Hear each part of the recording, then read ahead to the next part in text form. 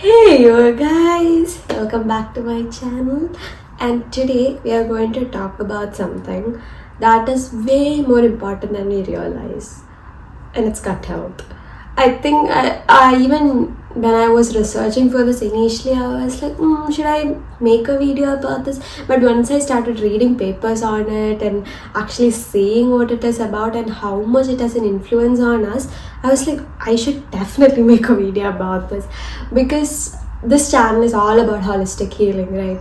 And we know that for sure gut health will definitely affect your physical health, but to know that it also affects your mental health, and I believe that if something affects both your physical and mental health, it can also automatically affect your beliefs and the way you see the world and everything like that. I know it seems like a bit of a stretch, but hear me out. Have you heard of that old proverb? What is that?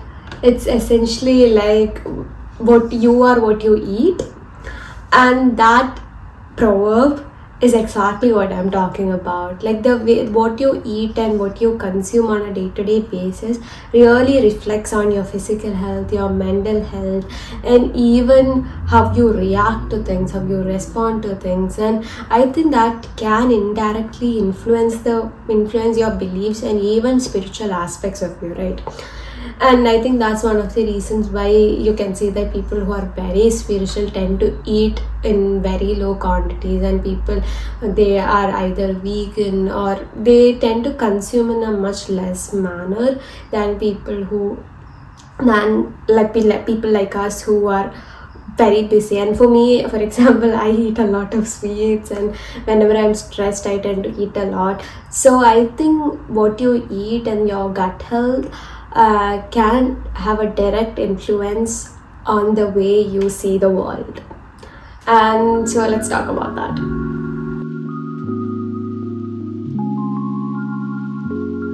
So, what is gut health? I think the simplest way to put is gut health is essentially like, imagine your body as a forest. Just like how a forest needs different species to thrive, our gut also needs different kinds of microorganisms to be in balance and to be able to thrive. And these microorganisms help us to essentially achieve a sort of balance within our body, which is also called as homeostasis. It's a big word, but it's essentially balance. So when your body is in balance, these microorganisms help us to achieve that state, right? But when we are not eating well, or when we are not taking care of our gut health, these microorganisms can all go pretty whack, and as a result we can get all sorts of diseases. That's essentially the idea of gut health. It's the idea that there are so many small microorganisms in our gut which helps us to build immunity, it helps us to digest food, and so much more. And these are an essential component of us having major diseases also. It plays a major component in diseases such as diabetes and even many mental health disorders, which I'll talk about pretty soon. And when I was researching about this, I read a research paper and I found something super interesting. It was essentially that the way in which a child is given birth to has an impact on what kind of microorganisms they take on in their bodies, which is crazy in the sense that if a child is given birth through vaginal birth, apparently the child has similar microorganisms to that of the mom. But at the same time, if the child is delivered through a C-section, apparently the child gets microorganisms which is similar to that of the human skin, which is crazy if you think about it. So the microorganisms in our gut health and the microorganisms within our body are so vital. Now let's talk about the connection between our gut health and major diseases. I think it was in a study by Zhang where they found that there was a connection between our gut health and us having diabetes, which is pretty crazy if you think about it. And it also makes sense because essentially if somebody has diabetes, the first thing we say is to control what you eat. So gut health has a major influence on controlling and helping us to even prevent diabetes in the first place. And there are also connections found by paper for neurodegenerative diseases, which was so fascinating for me, especially being a neuropsychology and neuroscience student. Was so fascinating for me that there has been connections found between gut health and neurodegenerative disease such as Parkinson's disease and Alzheimer's disease. And our gut health is not just important for helping us to see whether we have these diseases or how to prevent these diseases, but they also play a vital part in producing vitamin K and folic acid.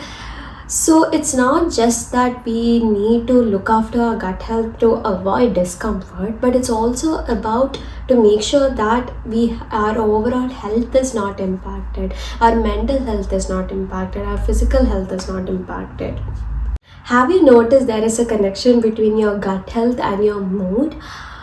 All I know is if I eat a sweet treat, I feel 1,000 times better, especially if I'm sad or especially if I'm stressed. If I eat a sweet little treat, it really helps me to feel better.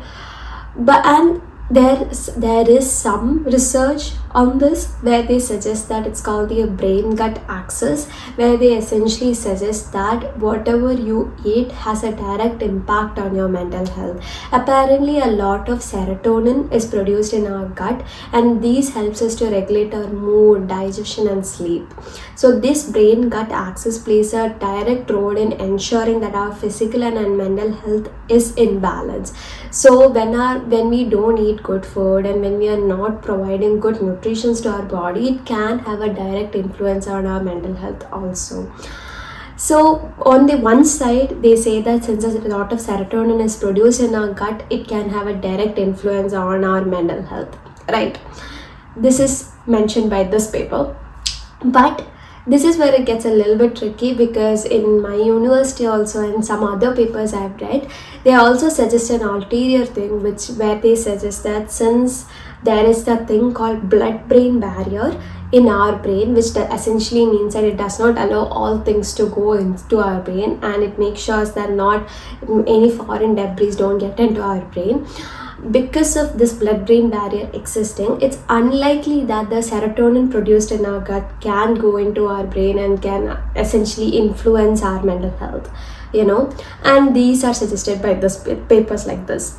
So this is the tricky part, which one is true? Because for me, I know that it automatically influences my mood, but is it because of the serotonin that's produced, or is it essentially that I feel good after eating something sweet? So that's the whole question. What do you think it is? I would love to know what you think about it.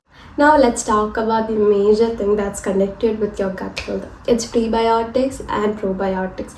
I think we have heard a lot about this, and especially in the wellness industry, there is a booming talk about this, with that you have to take your prebiotics and you have to take your probiotics, and also in essentially a pill form rather than from your natural foods. So I went and read about it, and in an Harvard article by Dr. Alan Walker, he suggests that it's better to take your prebiotics or probiotics if you are in the either end of the age spectrum. So essentially, if you are a small kid or if you are much older, probiotics can essentially help you in the pill form. But if you're a normal functioning adult and it's on a day-to-day basis, I think it will be much more better if you get it from the natural food sources rather than taking it from a pill, because it does not really help you out. So natural foods, by that I mean eating food high in fiber, whole grains, legumes, veggies, and even fermented food like kimchi, kefir, things like that can really help you out. And another important thing, since I mentioned before, since it's connected to diabetes, keeping your sugar low, and even if you're taking sugar, pairing it with fiber can really help. So for example, eating an apple instead of apple juice can really help you out. So the short answer is, if you're taking probiotics, I would suggest that it's much better to save your money and buy some good food rather than taking it in a pill form. And with that, I think we're done. Let me know what you thought about this video. Let me know in the comment section. Is there anything interesting you want me to look for? Is there anything you want me to talk about? I'm happy to go and read some research papers on it. Please let me know. And if you like the video, please put the thumbs up and subscribe to my channel. I love you guys. Bye.